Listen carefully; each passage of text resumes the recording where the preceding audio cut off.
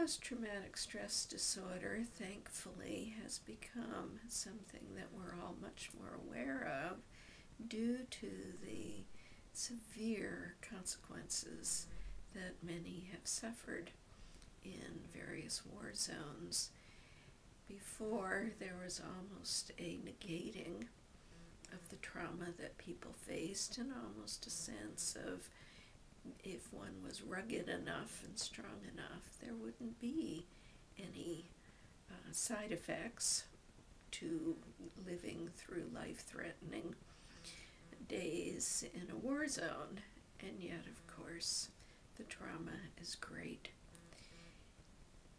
Not only does it affect us psychologically, it affects our biochemistry to have such intense moments of life-threatening challenges happening to us, and our brains are filled with a biochemical response, and every cell in our body goes on alert, trying to keep us alive. Of course, this is a wonderful thing, and yet the effects of such intense response stays with us maybe for years and years and years. It is a slow and difficult process to heal from such great trauma.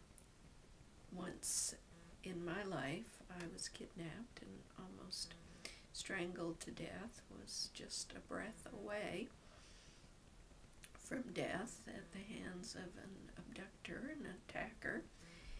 And even though I had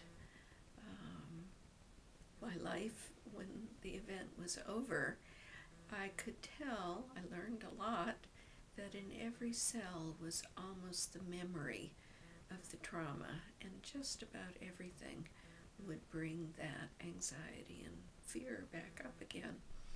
My situation was nothing like what most of you are facing.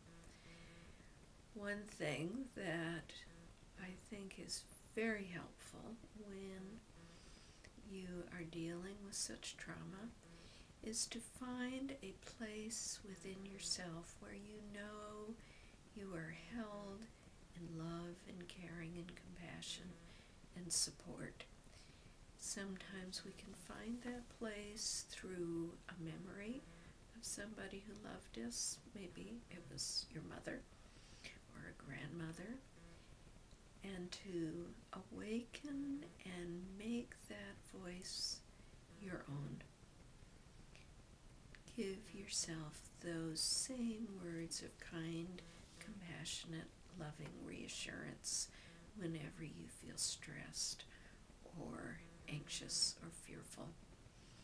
Another thing that's helpful dealing with the symptoms of acute anxiety and fear, and sometimes what you know are irrational responses, is to know that apart from what your body and your psyche is doing is a deep wisdom.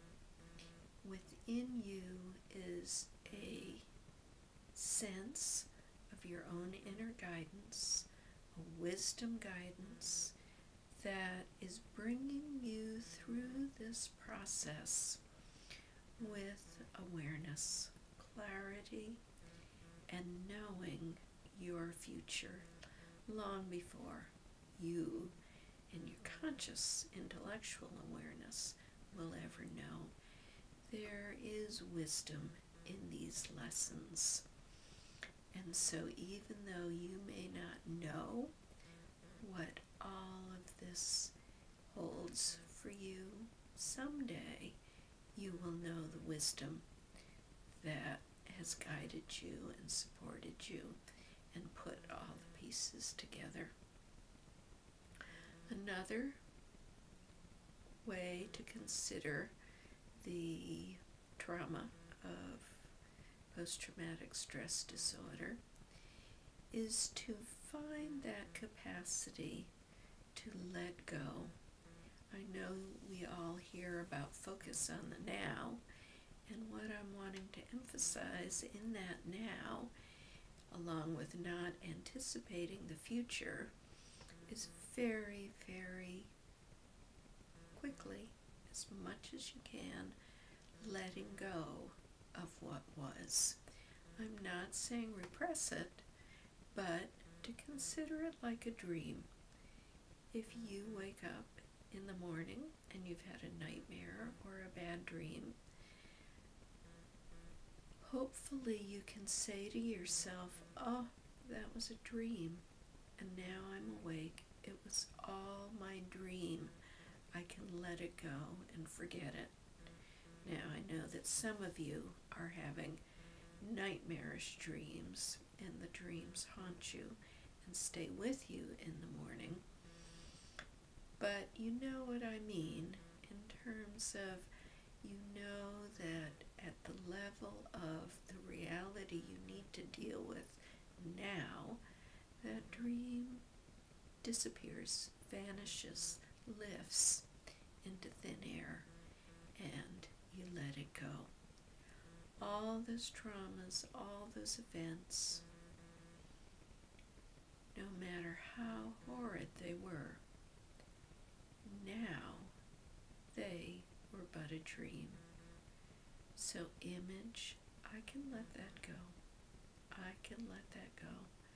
I'll find ways later to get the trauma out of my cells, out of my brain cells, out of my body. But for now, I can let it go. And instead of holding on, I can remember that kind, gentle, nurturing voice. That voice that says to me, you're all right, you're safe now, keep going, put one foot in front of the other, know that I'm holding you. Now, for some of you may have a spiritual voice where you know you are held in the arms of Jesus, or in the heart and love of God, or for those of you that are Buddhist, in the arms of the Buddha. Or it may be a spiritual voice that you hear that is not of any specific tradition. It may be that you are held in the sacredness of all that is. Surrender, let go, feel the power and the nurturing and the protection of that voice. If that voice is your own wisdom voice, all the better. Your wisdom may be a spiritual wisdom that at some point will pull all of these traumas, all of these stories together for you. And you will see then that there's a great inner guide that has walked you through and protected you, and maybe even been a guardian angel for you. Because on the other side, someday, down the road, there will be a way that you will benefit others because of the great awareness that came out of these very difficult experiences.